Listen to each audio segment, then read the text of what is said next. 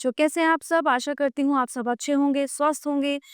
स्वागत है आपका इस कक्षा में। आइए आज हम पढ़ते हैं हिंदी व्याकरण का पाठ 17 लिंग, मुहावरे और लोकोक्ति। ठीक है, सबसे पहले हम पढ़ेंगे मुहावरे। मुहावरा हिंदी भाषा में अरबी भाषा की देन है। अरबी भाषा का मुहावरा है शब्द में हिंदी में मुहावरा हो गया है। इसका अर्थ है अभ्यास या बातचीत। कभी कभी निरंतर प्रयोग एवं अभ्यास से कोई उक्ति विशेष चमत्कारपूर्ण अर्थ देने लगती है। इस प्रकार ऐसा वाक्यांश जो सामान्य से भिन्न किसी विलक्षण अर्थ की प्रतीति कराए और शाब्दिक अर्थ से भिन्न किसी अन्य अर्थ में रूढ़ हो जाए, उसे मुहावरा कहते हैं। फिर आता है लोकोक्ति। लोकोक्ति यानी लोक उक्ति का सामान्य अर्थ है लोक में प्रचलित उक्ति। ठीक है, मुहावरों की तरह ही लोकोक्ति भी मानव जाति के अनुभवों की सुंदर अभिव्यक्ति है। ये जन समाज के द्वारा प्रयोग में लाया जाने वाला परंपरागत कथन होता है।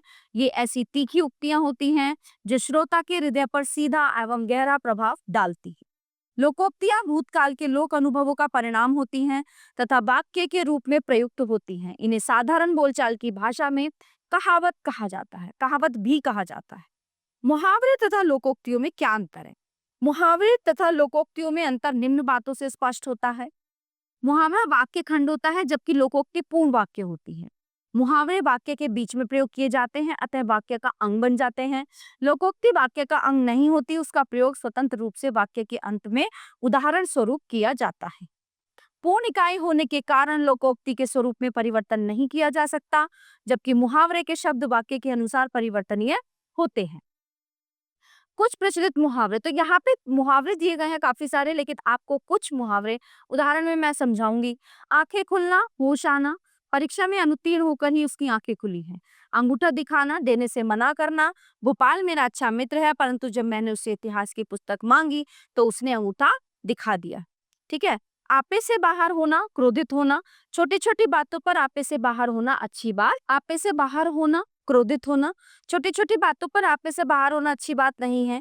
इधर उधर की हाँकना, झूठी बकवास करना, उससे तो कोई काम नहीं होता, बस सारा दिन इधर उधर की हाँकता रहता है। ईद का चांद होना, बहुत दिनों के बाद मिलना, बहुत दिनों बाद मिले हो, अब तो तुम ईद का चांद हो गए हो। ठीक है, तो इस तरह से मुहावरों को प्रेजेंट किया जाता है।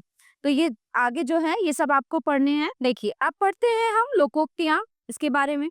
ठीक है, लोकोक्तियां। अधजल गगरी छलकत जाए, ओछा व्यक्ति बहुत बढ़ चढ़कर अपनी प्रशंसा करता है। उसे आता जाता तो कुछ है नहीं, परंतु स्वयं को श्रेष्ठ बताने का प्रयत्न करता रहता है। सच है, अधजल गगरी छलकत जाए। अंधों में काना राजा, अयोग्य व्यक्तियों में कम योग्य व्यक्ति भी श्रेष्ठ बन जाता है।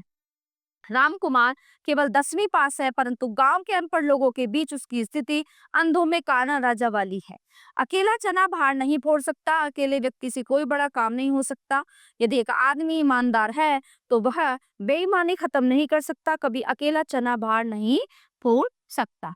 ठीक है, अब एक और मैं आपको समझा देती हूँ। आप पछताए होत क्या जब चिड़िया चुग गई खेत, अवसर आने पर प्रयत्न न कर बाद में पछताना। मोहन ने परिश्रम नहीं किया, है ना, सो फेल होकर रोने लगा। भैया बोले अब पछताए होत क्या जब चिड़िया चुग गई खेत।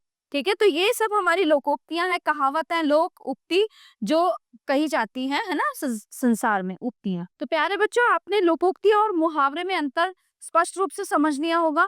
तो ये पाठ यहीं पे समाप्त होता है। आशा करती हूँ ये पाठ आपको अच्छे से समझ आया होगा। मिलते हैं अगली कक्षा में। धन्यवाद।